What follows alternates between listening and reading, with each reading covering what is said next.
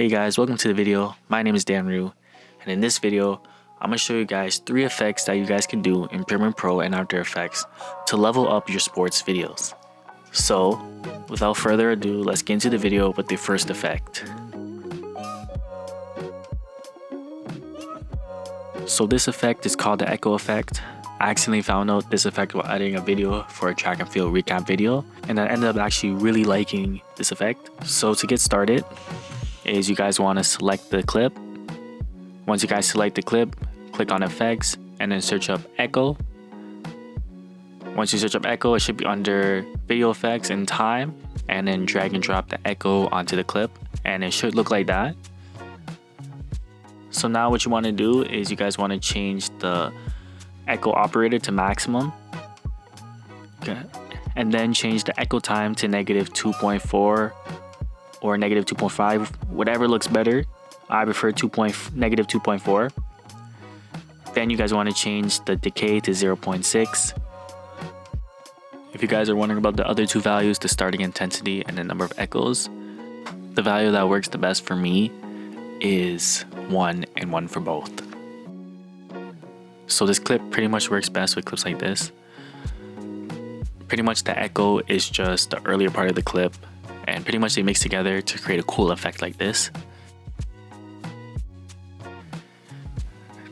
And as you guys can see, if you guys want, you guys can change the decay or change the echo time just to play around with it, see what works best for you and what you like the best. And yeah, that's the first effect. It's a really simple effect and doesn't take that much time.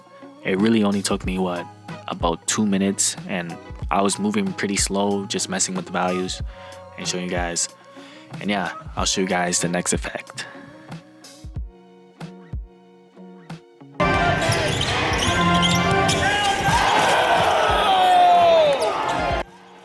So this effect I'm going to be showing you guys right now is the clone effect. So right now I'm just choosing the part that I want to edit with.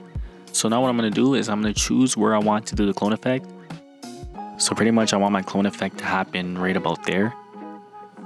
So what I'm going to do now is I'm going to zoom in, and then I want to click on the FX icon and click on time remapping and speed.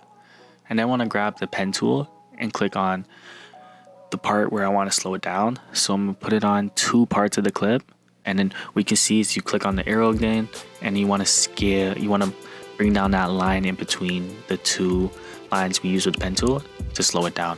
So I chose 25% because I prefer my clips to be really slow and it looks smoother to me, and I shot at 120 FPS, which gives me the range to slow it down that much.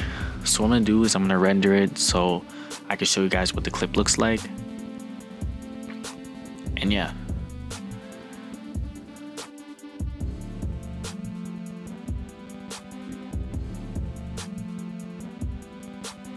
And yeah, I feel like that's perfect. That's where I want the clone effect to happen. So what I'm gonna do now is I'm gonna nest the clip. I'm gonna name it 0 posters so I'm not confused when I come back to the video later, just so all my stuff is organized. And then I'm gonna right click on the clip and I'm going to click on replace with After Effects composition.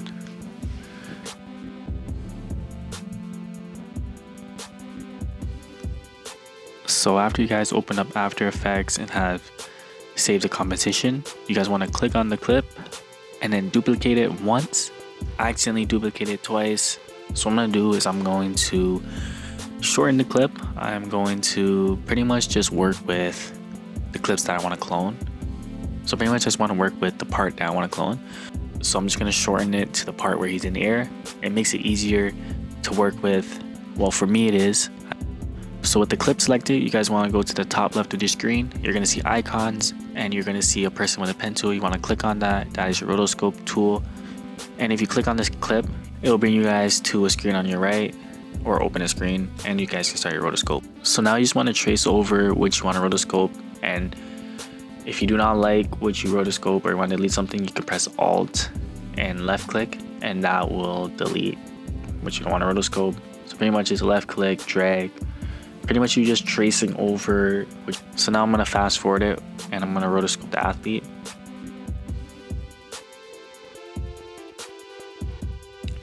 So one thing I forgot to mention is you can even zoom in to get a closer view of what you're rotoscoping.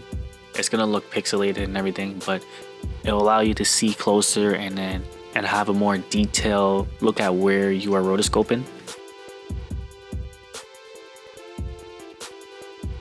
So now that you've rotoscoped the individual and you are happy with what you have, now you have to rotoscope each frame, or make sure each frame looks good. So what I'm gonna do is I'm gonna press Control arrow left, and I'm gonna rewind it, and I'm gonna fine tune each frame and make sure that everything looks good. So as you guys can see, some of the rotoscope went into the crowd, and also this rotoscope picked up the coach's leg, and also sometimes the rotoscope will pick up other things and even sometimes miss certain parts of the subject you're trying to rotoscope. So what I'm gonna do is I'm just fine tuning, make sure everything's good.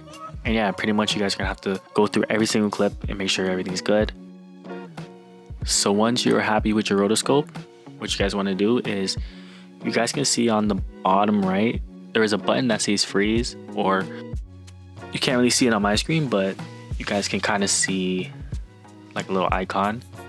So once you freeze it, it's pretty much just locking in the rotoscope.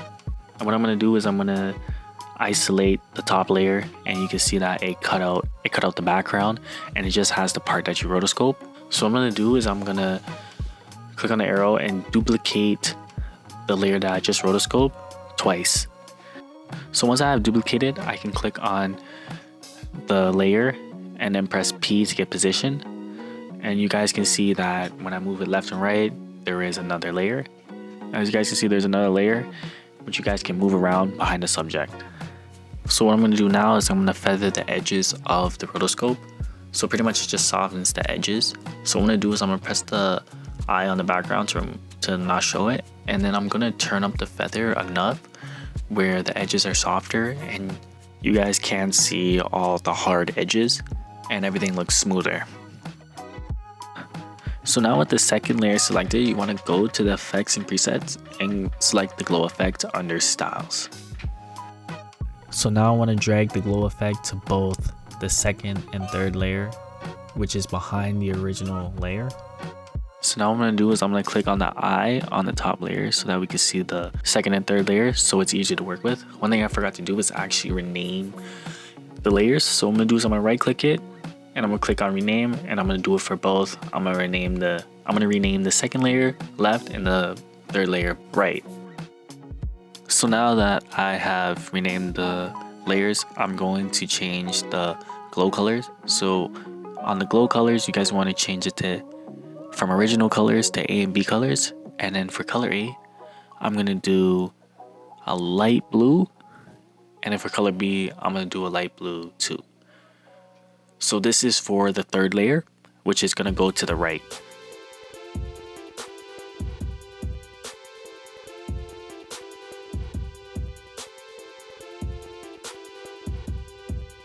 And then I'm going to do the same thing with the left layer.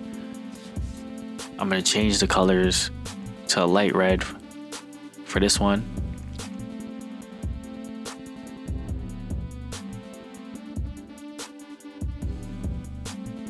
And then under glow colors, I'm going to change it from original color to A and B colors.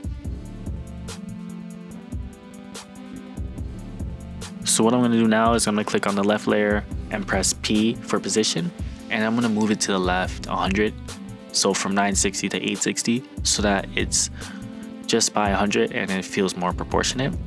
And then I'm going to do the same thing for the right layer, and I'm actually going to do it to the right. I'm going to go from 960 to 1060. So now you guys can see that there are two layers. So now what I'm going to do is I'm going to click on the eye icon again. As you guys can see that the original layer is going to be above the second and third layer. So right now I'm going to do keyframes. So what I'm going to do is for the right, I'm going to press P. I'm going to click on the little circle, which is like a stopwatch. As you guys can see, there's a little diamond. So I'm going to go 5 frames to the left. And then I'm going to change it back to 960, which is the original. And I'm going to go 5 frames to the right from the original keyframe, and then put it to 960 again so that it goes back to the original. And then what I'm going to do is I'm going to do the same thing with the left. Now with the second layer selected, I'm going to go to position, keyframe it to where I want it to be. Then I'm going to go to the left 5 frames and reset it back to 960. I'm going to go 5 frames to the right from the original keyframe.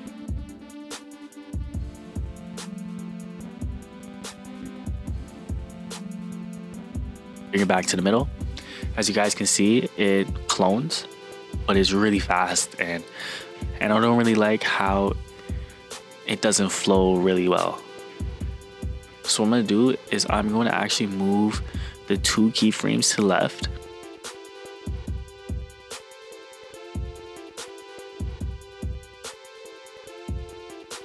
So now that you have moved the 2 keyframes to the left, I'm going to click the middle keyframe, and what I'm going to do is I'm actually going to copy and paste it. So what I'm going to do is I'm going to press Ctrl C, and I'm going to press Ctrl V to where I put it so that it has a little pause.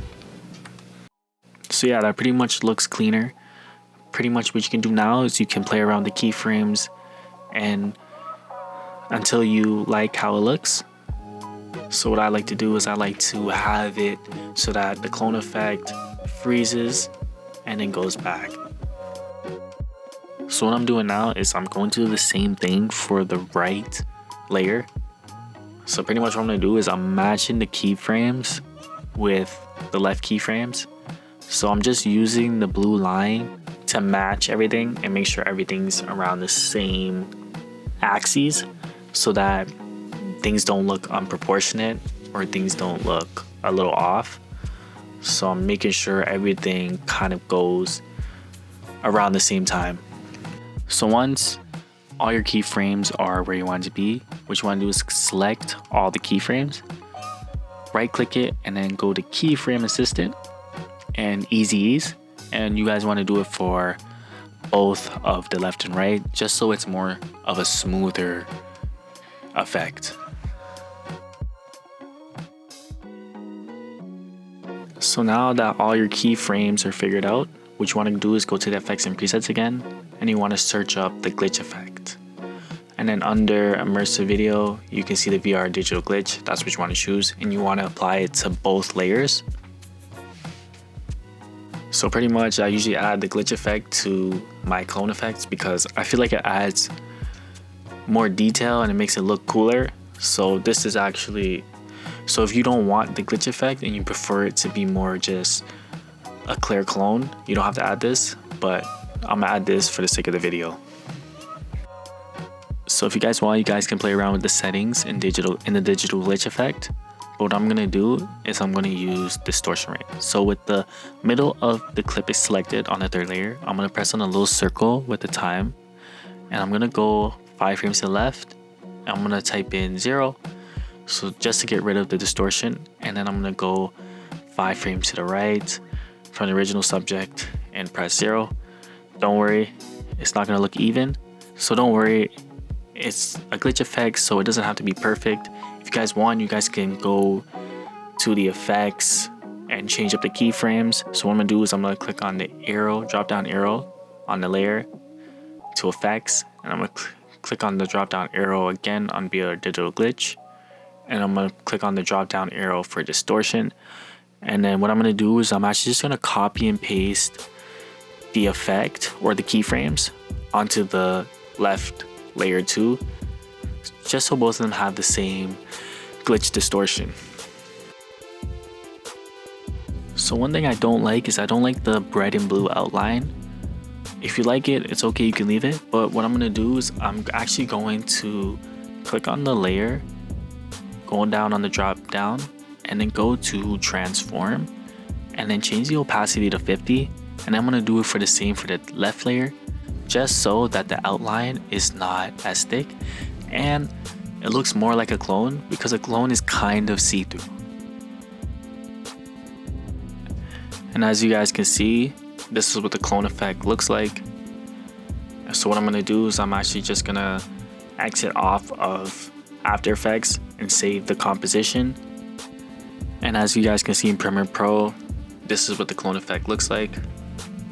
And yeah, now you guys know how to do the clone effect and the glitch effect for your next video.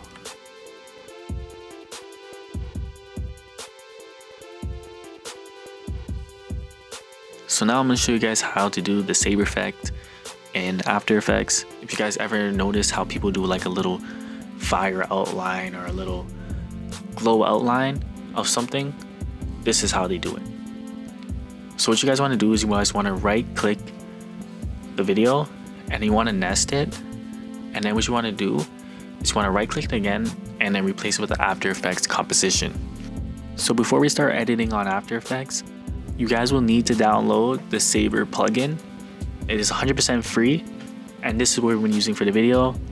So before we continue with the tutorial, you guys can go to the link in the bio and then download it. And yeah, let's get back into the video.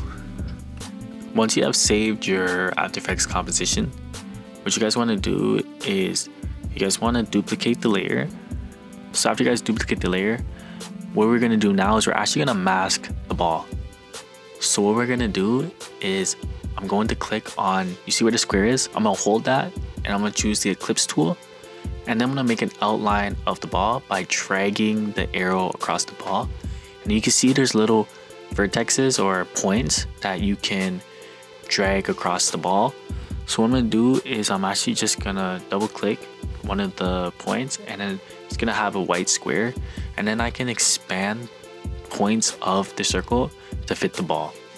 So what you guys can do is you guys see where effects and presets are. If you guys scroll down, there's a tracker, and what you guys can do is you can press on one of the arrows, and pretty much it's supposed to track the mask or track the ball. But for me, it wasn't working in this video. So what I had to do was I had to go through each keyframe and fix the mask so it fit the ball for the whole time I was going to have the effect. And one thing I forgot to tell you guys about, and I just picked this up right now, is I forgot to tell you guys how to apply a mask path, which you guys can pretty much edit each frame and how you guys want the mask to be. So under mask, what you want to do is you want to click the drop down arrow, and you guys can see a mask path, and you want to click on the circle and it's going to show a stopwatch. So what I'm doing now is I am using the corners or each point to kind of mold the circle so that it is around the ball the whole time, because pretty much the Saber effect is going to be on that green circle. So what I'm going to do now is I'm going to fast forward me editing the mask, and then I'll show you guys how to apply the Saber effect.